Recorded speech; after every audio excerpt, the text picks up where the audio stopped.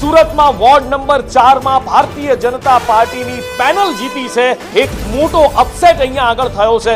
मनोज सोरठिया आम आदमी पार्टी मांथी चूंटणी लड़ी रह्या हता। मनोज सोरठियाने आ वखते कारनी हारनो सामनो करवो पड्यो छे। गई वखते 27 બેઠકો आप जीती हती अने ए पछी भारतीय जनता पार्टीए करेलुं होमवर्क अत्यारे देखाई रह्युं। गणतरीनी शरूआत थता ज 1 કલાકની અંદર જ 120 વોર્ડમાંથી વોર્ડ નંબર 4 ની આખીને આખી ભાજપની પેનલ જીત થઈ છે। આપણી સાથે ઉમેદવાર ઉપસ્થિત છે।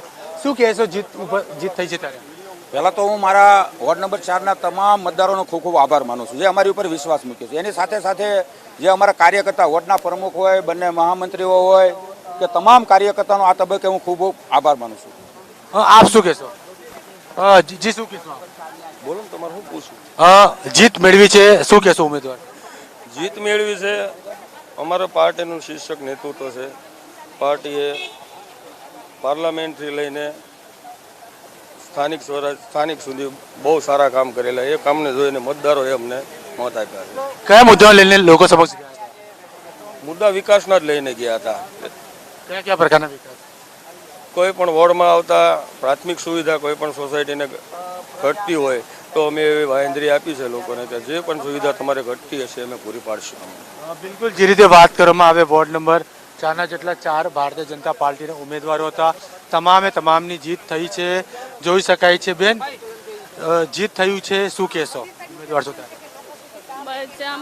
बस हमारे जीत वार्ड नंबर 4 ना बस कार्यकर्ता हमारे ने खूब खूब आधार है कि रात दिन खूब मेहनत करेली है हमारी पास एना माटे खूब खूब एमना आभार। अच्छा बेन, હવે જીત થઈ છે, કાપોદ્રામાં કયા નવા તમે ચેન્જીસ કરશો, લોકોની સમસ્યા કેવી રીતે હલ કરશો?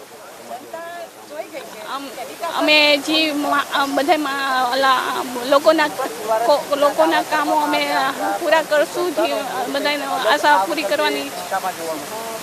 બિલકુલ જે રીતે વાત કરવામાં આવે આ તમામ જે ઉમેદવારો છે તે હવે જીત વ્યક્ત કરી છે અને જે રીતે વાત કરવામાં આવે ત્યારે અનેક એવા મુદ્દાઓને લઈને ત્યાં ગયા કાપોદ્રા વિસ્તારમાં ગયા હતા અને બેન શું કહેશો જીત વ્યક્ત કરી છે ત્યારે? ખૂબ ખૂબ સૌ પ્રથમ તો મારા મતદાતાઓનો આભાર માનું છું। પછી અમારા મોદી સાહેબ જે દેશની અંદર વિકાસ કર્યો છે એના માટે જનતાએ અમને પસંદ કર્યા છે અને બીજો આભાર અમારા સૌ કાર્યકર્તાએ તનતોડ મહેનત કરી છે લોકો સુધી પહોંચવાની।